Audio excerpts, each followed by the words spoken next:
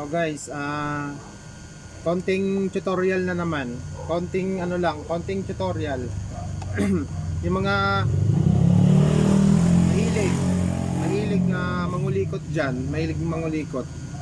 Yan, sa iba basic lang 'to. Baka merong gustong matutunan, yan, ituturo natin. Ang issue nito guys, kapag sinaksak mo, dumidikit to, matigas, tapos umuugong yung makina.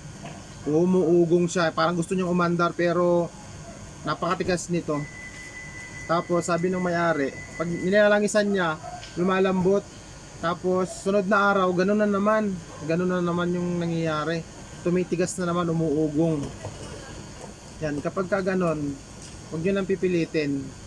Bale, papalitan lang natin yung ano dito, yung bossing niya, yung pinakang bearing niya dito. Yan, tuturo ko sa inyo kung paano magpalit. Yan, nabaklas na natin yung dito yung LSC tsaka yung cover niya. Yan, turo ko sa inyo kung paano magpalit ng bushing o yung bearing niya. Sige. Bali may tornilyo yan, magkikabila dito, 4. Tanggalin lang natin yun ng maingat. Kasi yung ano nito, yung rewind, sobrang nipis. Sobrang nipis ng rewind ng motor, baka guys sumabit or maputulan. Once na may maputol na isa, wala na. Hindi na maganda yung takbo, mabilis na siyang uminit o kaya minsan ayaw niyang tumakbo.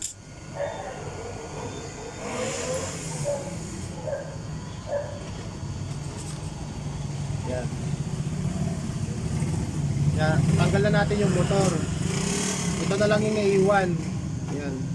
Dahan-dahan lang sa pagbunot, dahan-dahan. Yung bossing niyan guys, dalawa yan. Meron dito sa harapan, tsaka meron din dito. Meron din sa ulihan. Dalawa bali yan. Ngayon, tingnan natin kung saan yung may problema. Yan. Bali pag magpapalit tayo, pares-pares, dalawa. Palitan natin yung itong harapan tsaka yung likuran para balance. Pero bago natin palitan yan, try natin kung wala pa tong gasgas. Ayan, ito. Yung pinagsusyutan ng bossing or bearing, dapat guys, walang gasgas itong pulley. Walang gasgas o walang tama. Para yung ilalagay natin na bearing or yung bushing, hindi masira. Kasi once na may gasgas to, sira agad yung bearing na ilalagay natin yung bushing. Bago natin to matanggal kasi may lock. Ito guys, may lock. Long nose lang katapat niyan. Yan. Ipitin lang natin tas birahin. Yan, ito. Yan. Excuse. Bali, natanggal na natin yung lock niya. Ito yung lock niya dito. Yan yung bumabangga dun sa LEC stopper. Yan guys.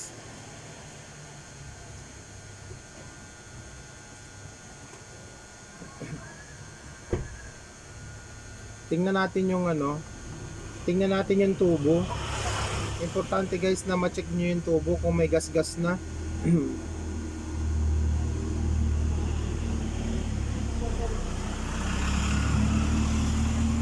Guys, okay pa yung tubo niya, wala pang tama, wala pang gas-gas, wala pang hukay.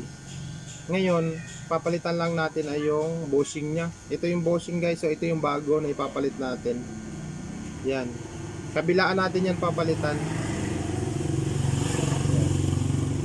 Bago nyo pala ipasok to guys, ito kung may kikil kayo o lihahin nyo muna to. Kasi minsan bumabangga dito yung dito sa may lock.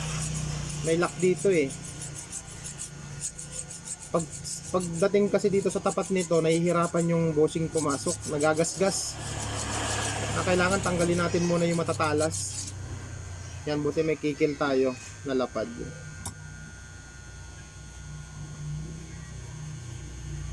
Yan. Kailangan hindi ma-stress or hindi mahirapan yung bago na ipapalit natin ipasok para wala siyang gasgas. Ayun. Yan guys. Ito yung papalitan natin. Ito. Yan.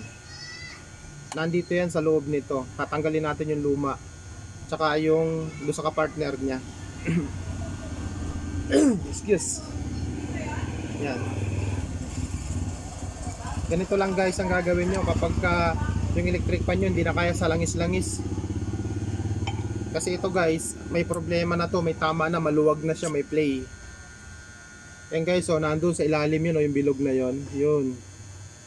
Medyo mahirap yung ganitong klaseng bushing o yung ganitong klaseng lock.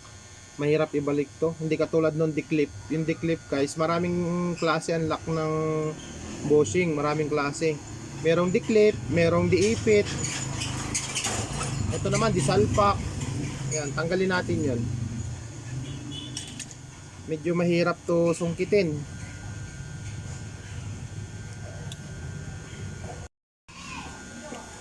Ito guys, oh. Yan. Ay, tanggal na. Ito yung cover niya. Yan. Ito yung papalitan natin. Yan, ito. Yan, itong bilog na tandumi, oh. Tsaka malaki na yung play niya.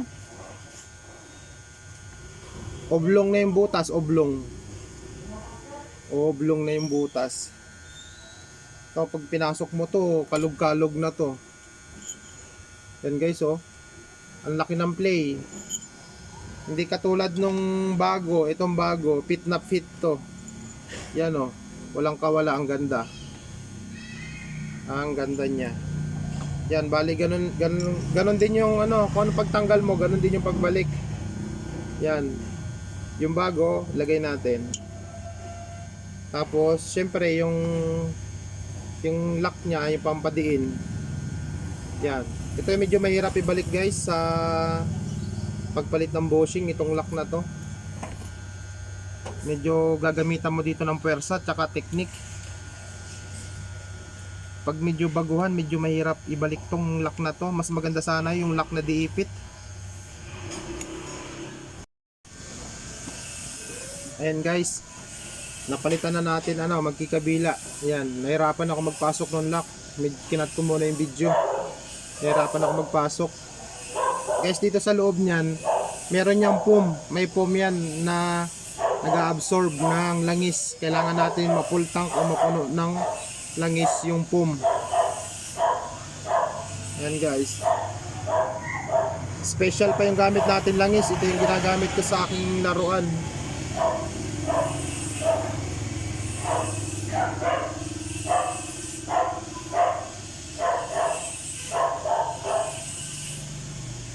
Yan. Puno na siya ng langis. Magkikabila guys. Lalagyan natin ng langis. Pupunuin natin.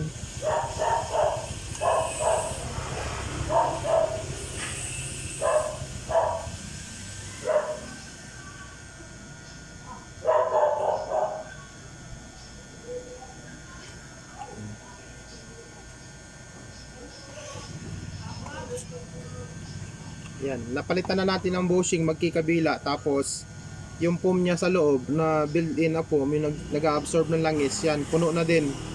Ngayon, ibabalik na natin yan ng katulad ng pagtanggal natin. Ganun lang. Yan, ito, wala na tong play. Maganda na to. Yan, oh. Yan, asimbulin na natin. Ganun lang, guys. Ganun lang kasimple.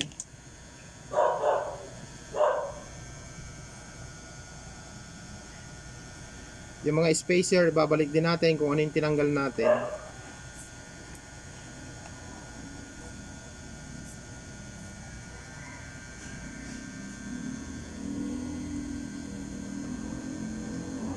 Maganda pa yung tubo niya.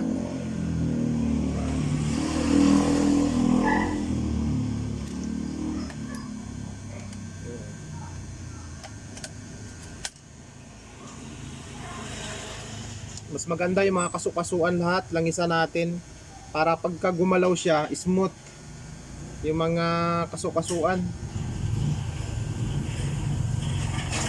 Lahat ng gumagalaw guys, langisan natin para pag gumalaw siya, smooth siya gumalaw, suabe.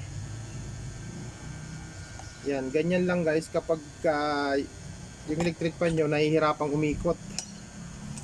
Papalitan lang yan ng bushing. Yung ibang electric fan, bearing. Mas matibay yun guys, yung bearing type.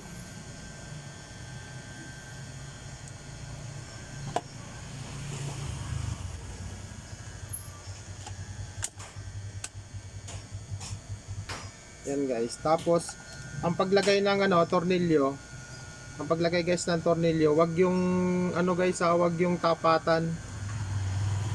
Kasi yung isa dito, dito. Bali apat yan, dito, dito. Pa-ekes ang lagay natin ng pa-cross. Pag guys, pa-cross. Pa-cross ang lagay natin ng tornilyo. Wag yung tapatan yan. Dito yung isa, dito. Yan dito. Bago yung isa dito sa baba, sa kabila. Pa-cross siya, pa-cross. Wag yung tapatan, wag yung ganun guys. Yung taas kung taas, wag. Yung isa sa taas, yung isa sa baba, dito sa pa-cross. Para maganda ang balance ng electric fan.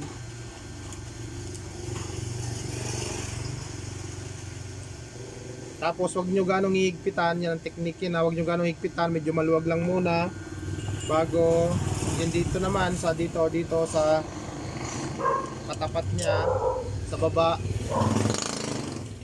Yan. Wag din ganong mahigpit, tapos tuktukin nyo lang ng kaunti. Yan. Okay na yon para magpantay lang siya. Tapos pwede nyo nang higpitan. Yan. Pwede nyo nang higpitan. Ayan guys, ang lambot to. Ayan, di ba? Yan guys, ang lambot to. Oh. Ang lambot niya. Ganda ng balance kasi pagka tapatan nyo nilagay, matigas guys. Pag hinigpitan nyo agad, matigas. Hindi maganda yung hindi maganda yung alignment ng rotor doon sa stator niya. Hindi maganda ang alignment ng rotor.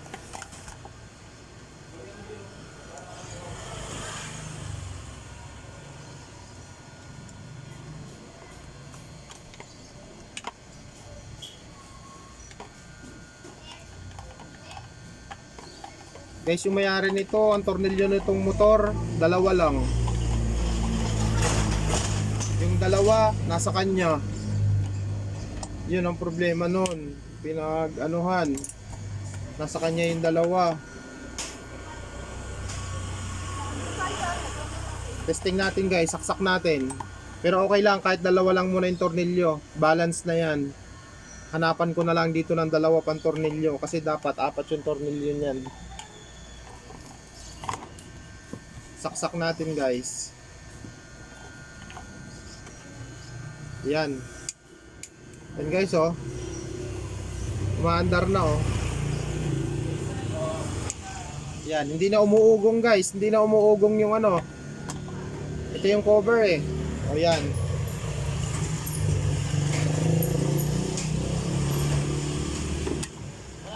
Lagay natin. Parating na. Baka itong week na to.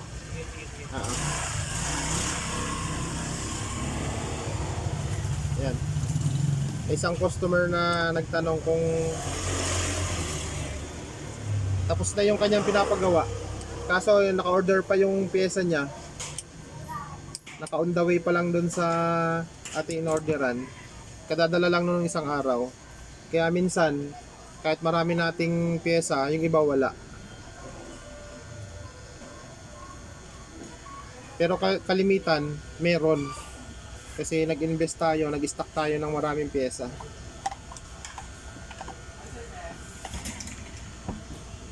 Tornilyuhan lang natin guys.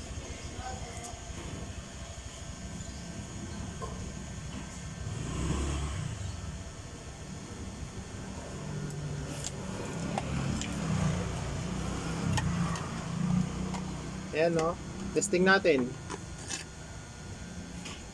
Kahit wala pang cover para makita nyo guys.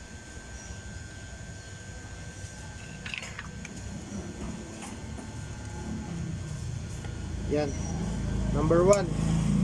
Yan guys Yan ang lakas. Okay na guys Ang lakas niya guys. Di ba?